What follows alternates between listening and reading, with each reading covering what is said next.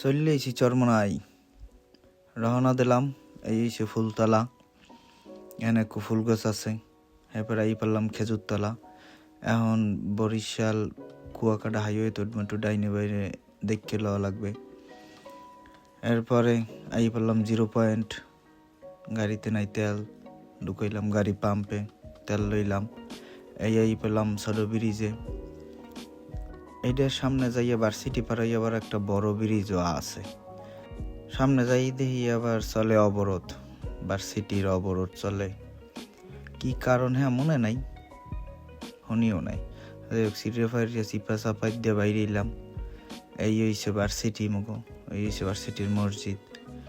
এরপরে উঠতে গেলাম বলার রাস্তা, এটা বলার রাস্তা। ওরে হেতে বেরিয়ে কি কয় জানেননি, কয় মোরে সেনো, মোর ভিডিও করতে হইলে টাহা দেওয়া লাগবে। উড়ি শতানের বাচ্চা। এই আবার কৃষ্ণচূড়া গাছ। কি রাস্তা রে। এরপরে আইয়া পারলাম 0 পয়েন্ট। এদিকে কাবুয়ারসার ওই ফেরি বা ডাইনে চলে যাবো মোরা। উড়ে শতান সাগরিয়া, এই ছিল তোর মনে দুল খাওয়াবি? আরে বাপু কি পোস্ট দেশে রে আফজল ভাই। দেখতে দেখতে এই পারলাম বরিশাল ইঞ্জিনিয়ারিং কলেজে। এইটা একটু শহর দিয়ে দূরে, বরিশাল শহর দিয়ে ভালোই হয়েছে। এরপরে আইয়া পারলাম মোরা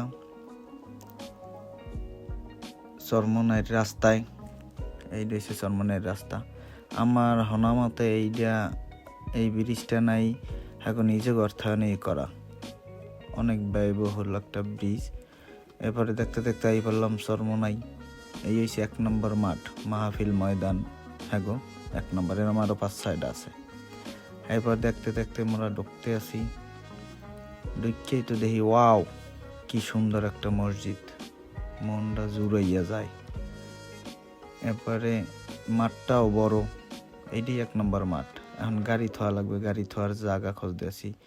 যে রোদের মধ্যে গাড়ি থইলে হগাপুরি উঠবে। এরপরে গেলাম উজুহানা ঢুকতেই তো দেখি একটা পুল আছে উজুহারটায়। এনে প্রথম একটু কেমন লাগছিল, কারণ মানে কুলিহারির মধ্যে হালায়, এই আবার মই কুলিহার মুখ। যাই হোক এবার উজুরে বাইরে ইয়া দেখি আফজল দাদরা খায় শরবত, পরনটাও হুগেই গেছে। ফাঁকে 1 গ্লাস মারিয়ে দিয়া বাইকে পারলাম। এরপর যাইতেছি মসজিদের দিকে। এরপরে ঢুকতে আসি, এটা মাদ্রাসায় দিয়ে মসজিদে ঢোকা যায়, একটা সিঁড়ি আছে উফরিদ দিয়া, দেখতে ভালোই লাগে। নামাজ শেষ, বাইরে ইতেছে লোকজন, মাদ্রাসার ছাত্ররা, দেখতে ভালোই লাগে। অনেক ছাত্র আছে এই জায়গায়, অনেক ছাত্র। আরো বাইরের দিয়েও লোক আইছে, বোঝা যায়। ওরে বাহু 2 শিরুখা নামতে আছে। গেলাম মাজার জিয়ারত কইরা মোনাজাতে কইলাম, অনেক কিছু চাইলাম কইলাম। এরপরে দেখবো একটু মাদ্রাসাটা। আসলে বাইর পেজ দিয়ে বোঝায় মাদ্রাসাটা একটুখানে, আসলে একটুখানে না, অনেক বড় বিশাল মাদ্রাসাটা। এখন কাল খাওয়া লাগবে, খুঁজে বাইঠালাম একটা হোটেল। ওরে বাবা এ জায়গা তো জমিদের স্টাইলে খাওয়ান। এখন যেমন 100 বছর আগের পুরানো মসজিদের দিকে। ওমা কাকু কয় কি একটু খেয়াল দিয়ে হইনেন তো।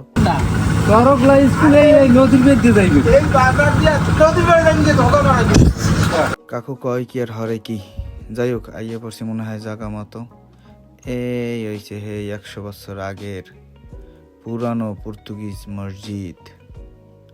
আইয়া পড়লাম, গেট খুললাম নিজ হাতে, খুললেই তো মধ্যে ঢুকলাম। সম্পূর্ণ মসজিদটা একটা গাছের শিকড়ে আটকায় ধরছে, বুঝতে পারছেন?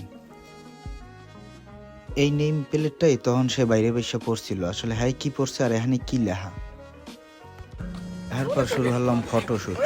আমার দাদাকে ফটো তোলাই হয় না, তোলাই হয় না বলে কোনো অ্যাঙ্গেলই হেগো পছন্দ হয় না। দিলাম তুলিয়া নে যা, ভালো থাক, খুশি থাক, এখন বাড়ির দিক যাই।